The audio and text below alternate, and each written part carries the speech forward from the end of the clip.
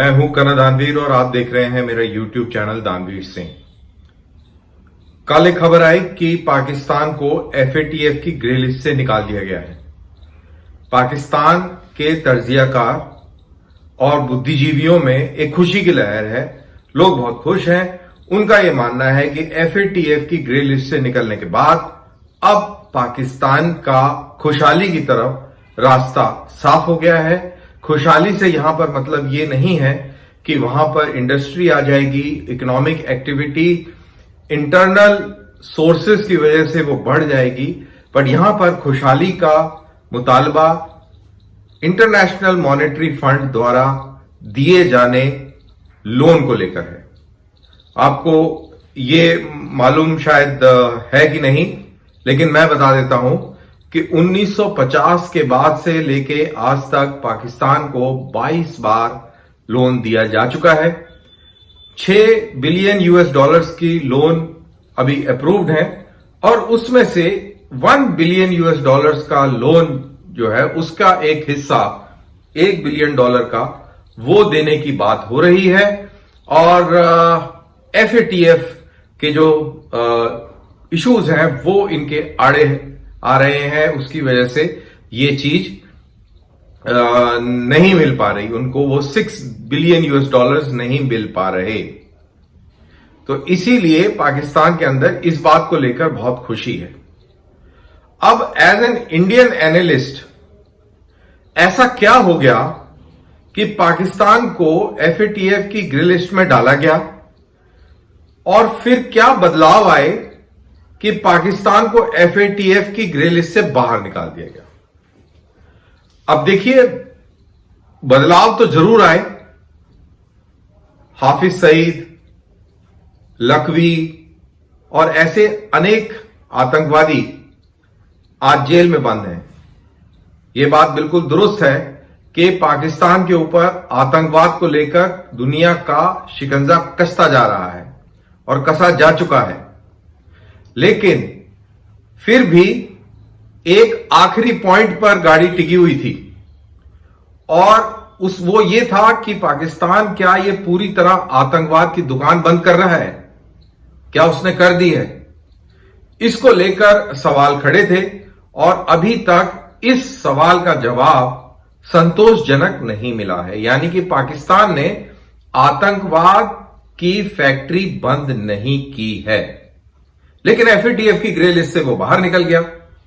उधर भारत भी ये पिछले दिनों इस बात को क्लियर करी, भारत ने भी, कि पाकिस्तान को आतंकवाद का रास्ता छोड़ना पड़ेगा और इस बात को 2-4 जगह इंटरनेशनल फोरम और नेशनल लेवल पर इंटरनेशनल टॉक्स के दौरान इस तरीके की बातें कही।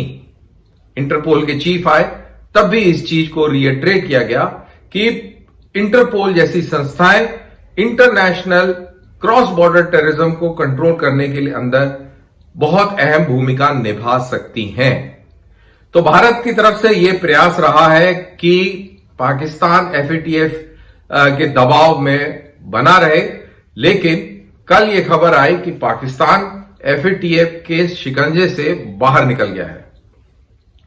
अब इससे क्या होगा? इससे पाकिस्तान को और लोन मिलेंगे, पाकिस्तान के अंदर पेट्रोल और महंगा होगा और पाकिस्तान के अंदर बिजली भी महंगी होगी, क्योंकि यही IMF की रिक्वायरमेंट्स हैं कि आप जो सब्सिडीज दे रहे हैं वो खत्म करें। तो ये चीज हुई। अब इसके पीछे क्या है, अगर इसको समझना है कि क्यों ये ऐसा हुआ और क्या भारत इस पूरे जो घटनाक्रम है इससे बिल्कुल साइड में अलग थलग दिखा या अलग थलग दिख रहा है, वो क्या सही है, इसके ऊपर एनालिसिस करना बहुत जरूरी है। तो अपना ध्यान हम लेके जाते हैं पिछले साल 15 अगस्त 2021 को। तालिबान ने काबुल के ऊपर कब्जा कर लिया। हमने बहुत सारे विजुअल देखे जिसमें अफगानिस्तान के लोग त्राहिमाम कर रहे थे, हाहाकार मचा रहे थे और काबुल को छोड़ने की होड़ लगी हुई थी। वहीं अमेरिकी सैनिक भी बगराम एयरफील्ड पर आ इकट्ठे हुए और बहुत ही शर्मनाक तरीके से अमेरिकी विड्रॉल हुआ। उधर पाकिस्तान के अंदर बहुत जश्न मनाया गया और इस बात को लेकर खुशी मनाई गई कि उन्होंने अमेरिका को हरा दिया। इमरान खान ने भी अपनी छाती ठोकी। उधर यह भी कहा जाता है कि जनरल बाजवा ने अमेरिका को अपने एयरबेस देने की पेशकश की, क्योंकि पाकिस्तान के ऊपर बहुत जबरदस्त लोन था। इनफैक्ट लोन है, अभी भी तकरीबन 200 बिलियन यूएस डॉलर से अधिक का पाकिस्तान के ऊपर लोन है। चाइना का सीपीईसी प्रोजेक्ट लगभग ठप है और इकोनॉमी बहुत ही बुरे हाल में थी। प्राइसेस ऊपर बढ़ रही थी और उसको कंट्रोल करने का कोई जरिया नजर नहीं आ रहा था। तो ऐसे में पाकिस्तानी फौज ने अमेरिकनों को अपने अड्डे देने की पेशकश की, लेकिन इमरान खान ने उसमें टांग फंसा दी।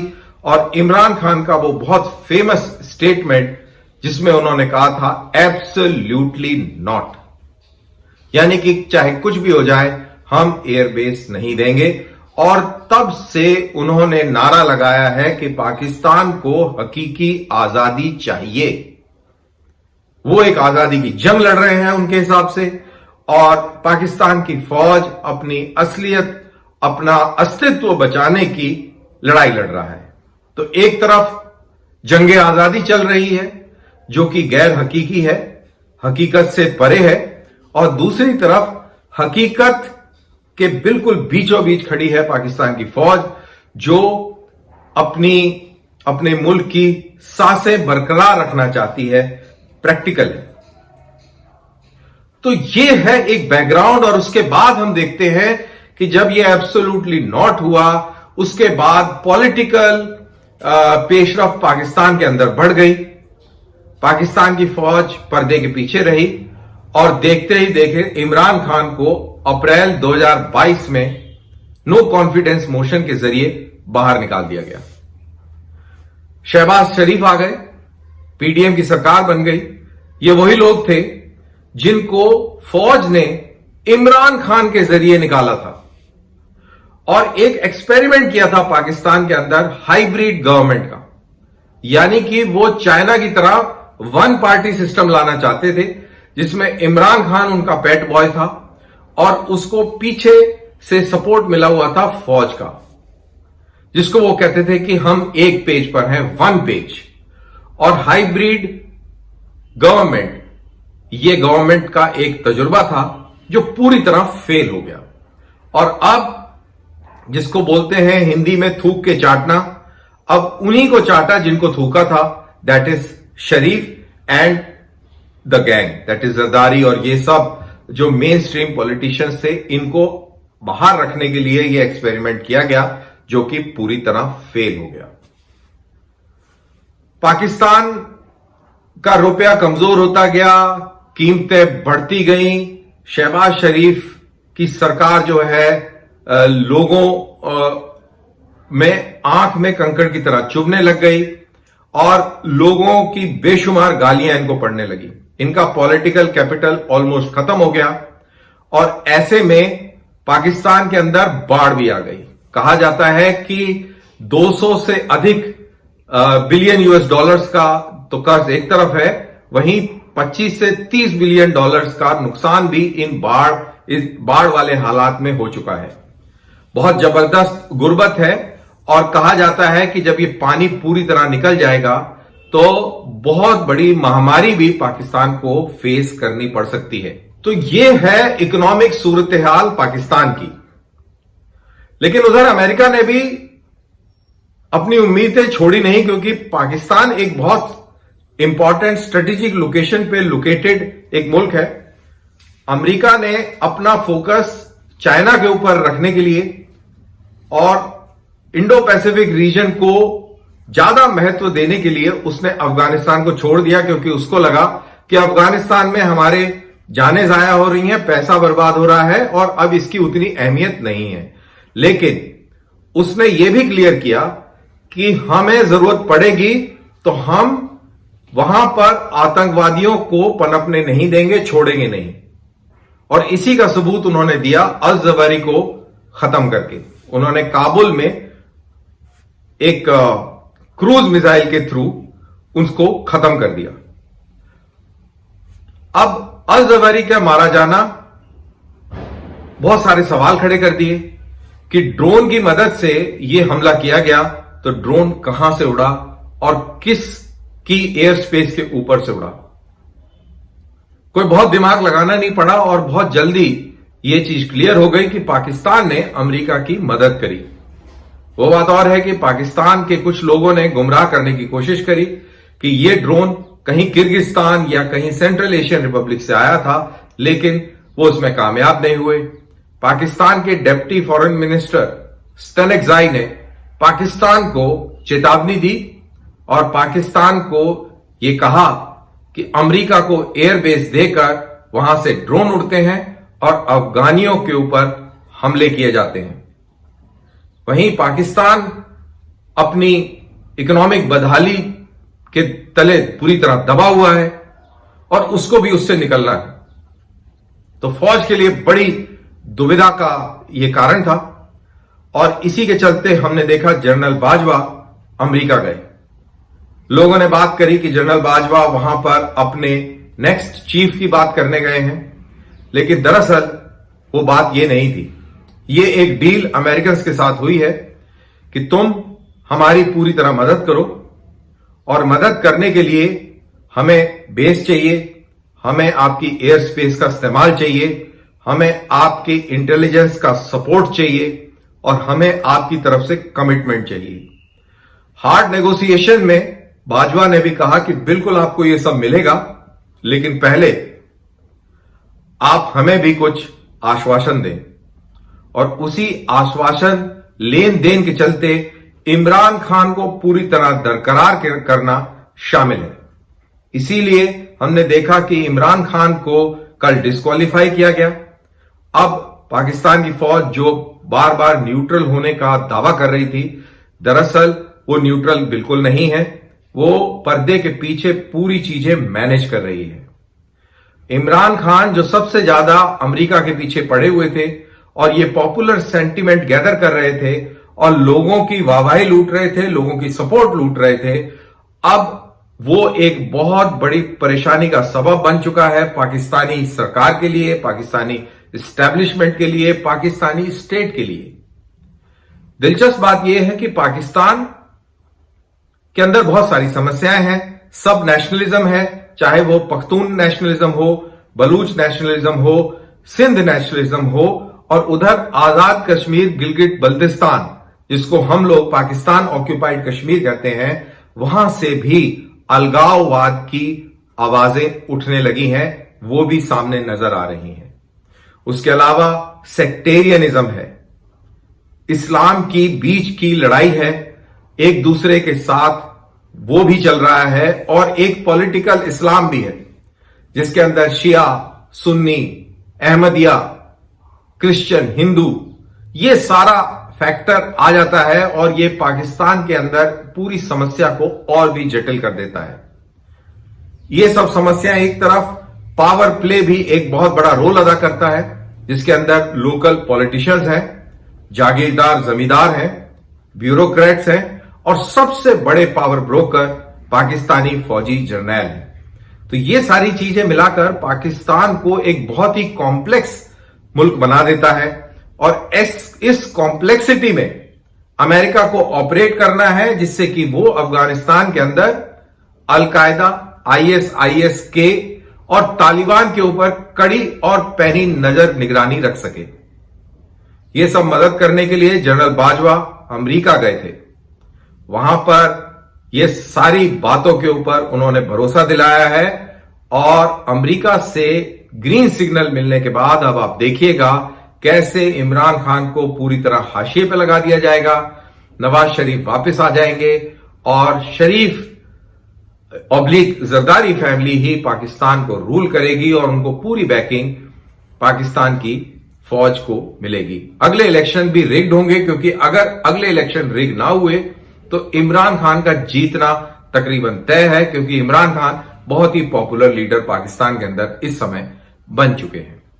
अब सवाल यह है कि क्या भारत को साइडलाइन किया गया है इस पूरे खेल में अमेरिका ने, क्योंकि अमेरिका ने बड़ी इंटरेस्टिंग मैसेजिंग करी। एक तरफ पाकिस्तान के अंदर अमेरिकी सफीर यानी कि एम्बेसडर पाकिस्तान ऑक्यूपाइड कश्मीर जाते हैं और वहां पर यूनाइटेड नेशंस की करारदाद का हवाला देते हुए कश्मीर मसले को सॉल्व करने की बात करते हैं, और उधर कुछ ही दिन बाद जो बाइडेन ये कहते हैं कि Pakistan is the most dangerous play और उनके न्यूक्लियर हथियारों में कोई कोहिजन नहीं है, यानी कि उनके न्यूक्लियर हथियार सेफ नहीं है। उससे पहले पाकिस्तान 450 मिलियन यूएस डॉलर्स की एक रकम अदायगी की पेशकश करता है, जिससे पाकिस्तान के F-16 की रिपेयर होगी, उनको अपग्रेड किया जाएगा। भारत ने इसका विरोध भी किया, लेकिन बहरहाल ये चीज ऑन ट्रैक है। पैसे अभी मिले नहीं हैं, लेकिन मिलेंगे उसकी उम्मीद है। तो ये सारी चीजें जब हम देखते हैं तो ये लगता है कि भारत को साइडलाइन किया गया है, लेकिन ऐसा नहीं है। भारत और अमेरिका के बहुत मजबूत और जबरदस्त संबंध हैं। भारत अमेरिका के लिए बहुत अहम है। अब भारत के पॉइंट ऑफ व्यू से देखें तो भारत ने इसी दौरान न्यूक्लियर ट्रायड की एक अहम पायदान को हासिल किया, और वो था न्यूक्लियर सबमरीन से एक न्यूक्लियर केपेबल मिसाइल को अंडर वाटर लॉन्च करना, यानी कि समुद्र की सतह के नीचे से न्यूक्लियर सबमरीन द्वारा K-8, K-15 जैसी मिसाइल को लॉन्च करके अपनी काबिलियत को स्थापित करना, साबित करना। और कल ही अग्नि P 1000 से 2000 किलोमीटर की दूर की मार करने वाली इस मिसाइल का भी परीक्षण हुआ है। इसको भी कहा जाता है कि ये समुद्र में हाई वैल्यू टारगेट्स को टारगेट करेगा, यानी कि शिपिंग को, और साथ ही साथ ये भी सुनने में आ रहा है कि पृथ्वी मिसाइल अग्नि 1 मिसाइल की रिप्लेसमेंट भी हो सकता है। लेकिन ये भी एक अहम डेवलपमेंट है। ये सब साथ के साथ चल रहा है, और उधर पाकिस्तान के अंदर इस तरीके के कोई भी टेस्ट नहीं हो रहे हैं। आपने कई दिनों से नहीं सुना होगा कि पाकिस्तान के अंदर कोई एक मिसाइल का टेस्ट हुआ है, क्योंकि पाकिस्तान के पास पैसे ही नहीं है। जो भी कुछ उनके पास असला, बारूद, बम और ये सब है, उसको वो प्रिजर्व कर रहा है कि किसी तरह वो बचे रहे। अब भारत की पब्लिक पोस्चरिंग अलग है। अमेरिका के कहने से, उसके साथ साठगांठ से, दोनों मुल्कों की सूझ समझ से, आपको याद होगा लाइन ऑफ कंट्रोल के ऊपर सीज फायर किया। बहुत सारे लोगों ने कहा कि यह cease fire line of control के ऊपर हमें नहीं करना चाहिए था। मैंने भी बहुत जोर लगा के कहा पाकिस्तान के ऊपर दबाव बनाना बहुत जरूरी है, लेकिन वो सीज फायर इसलिए किया गया जिससे कि पूरा जो रीजन है उसमें अनस्टेबिलिटी ना रहे, क्योंकि अमेरिका अफगानिस्तान को छोड़ने की तैयारी कर चुका था और भारत को यह बखूबी अच्छी तरह मालूम था। पाकिस्तान को अमेरिका ने बोला था कि आप इंडिया के साथ सीज फायर करें, और उसने ये पेशकश करी। भारत ने बगैर हल्ला गुल्ला मचाए, उसका कोई डिस्कशन करे, उसको एक्सेप्ट किया, और अगले दिन सबको ये मालूम चला कि भाई ये सीज फायर हो गया है, और अभी भी वो तकरीबन कायम है, वो सीज फायर अभी भी लागू है।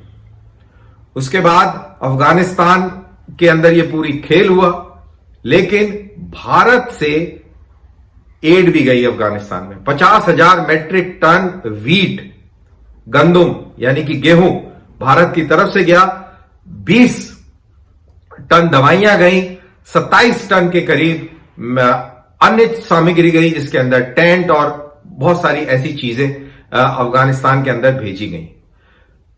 इंडिया की एम्बेसी भी खुल गई, एम्बेसी का स्टाफ भी चला गया। वो बात और है कि हमने वो मान्यता नहीं दी। तालिबान ने भी भारत को कहा कि आपने जो जो प्रोजेक्ट यहां पे चलाते थे, आप प्लीज आएं और उनको उसी तरीके से चलाएं। उधर पाकिस्तान के साथ ड्यूरेंट लाइन पर तनातनी देखने को मिली। तहरीक तालिबान पाकिस्तान ने अपना सिर उठाया, लेकिन इस सब के बीच में अगर ध्यान दें, पिछले 2-4 दिन कुछ टीटीबी की तरफ से भी शांति है, बलूच नेशनल आर्मी की तरफ से भी कोई बड़ा काम पिछले 10-15 दिन में नहीं हुआ। तो ये कुछ ना कुछ संकेत दे रहा है। संकेत ये है कि अमेरिका के पास इस पूरे इलाके की बागडोर अभी भी है और वो ये कठपुतलियां नचा रहा है और पाकिस्तान को अपने टर्म्स और कंडीशंस पर लाने के लिए वो इन कठपुतलियों का इस्तेमाल कर रहा है। और भारत क्योंकि एक बहुत इंपॉर्टेंट पार्टनर है, भारत को पूरी तरह अपडेट रखा जा रहा है। भारत की, मैं तो यहां तक जाऊंगा कि भारत की कंसेंसस के बगैर कोई भी काम अमेरिका इस इलाके में नहीं कर रहा, क्योंकि अमेरिका को भारत की बहुत सख्त आवश्यकता है और लंबा गेम खेलना है भारत के साथ। वो अफगानिस्तान पाकिस्तान में फंसे रहना नहीं चाहता, लेकिन नजर पूरी रखना चाहता है। और भारत की एंट्री इसीलिए अफगानिस्तान में दोबारा हुई है। ये कोई अचानक से और बाई चांस नहीं हो गई है, इसके पीछे एक गेम प्लान है। आइडिया यह है कि पाकिस्तान को कंटेन रखा जाए, पाकिस्तान को मरने ना दिया जाए, उसकी सांसें चलती रहें, इस चीज का प्रावधान किया जाए, लेकिन उसको बहुत ज्यादा तंदुरुस्त ना किया जाए, क्योंकि पाकिस्तान एक इस किस्म का एक जानवर है कि जब वो तंदुरुस्त हो जाता है तो वो किसी को नहीं देखता, अड़ोस पड़ोस में वो सींग मारता है, दबाने की कोशिश करता है और बहुत अफरा तफरी का माहौल पैदा कर देता है।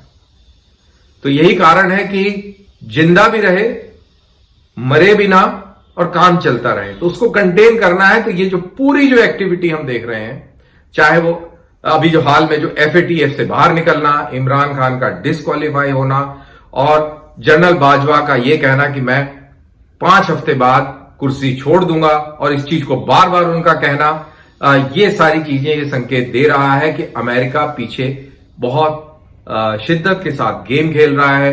बाजवा साहब कुर्सी छोड़ना नहीं चाहते, वो एक्सटेंशन लेना चाहते हैं, लेकिन अमेरिका नहीं चाहता कि बाजवा साहब अब टिके रहें, क्योंकि बाजवा साहब ने बहुत डबल गेम भी खेला है। अब बाजवा साहब जाएंगे, नया जर्नल आएगा जो अमेरिका के कहे पे चलेगा।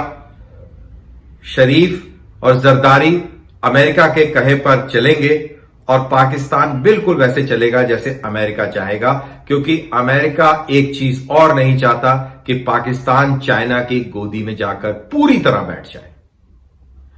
तो यह है पूरी कहानी इस FATF की ग्रे लिस्ट से बाहर निकलने की, भारत का अफगानिस्तान में वापस जाने की, और इंडिया का मजबूत होना और इंडिया की अहमियत को पहचानना, और उसके बाद इंडिया को अपने साथ रखना, सारे डिसीजंस में इंडिया के साथ सलाह मशवरा करके वो डिसीजन मेकिंग करना, ये इस पूरे इलाके में इस समय चल रहा है। और भारत अभी बहुत स्ट्रांग पोजीशन में है, सेंटर में है और मजबूती में खड़ा हुआ है। तो ये था मेरा पूरा एनालिसिस इस पूरे प्रकरण को लेकर। अगर आपको ये पसंद आए तो प्लीज इसको लाइक कीजिए, शेयर कीजिए और अगले किसी स्टोरी का इंतजार कीजिए जिसके ऊपर हम करेंगे एनालिसिस। तब तक आप दीजिए मुझे इजाजत। जय हिंद।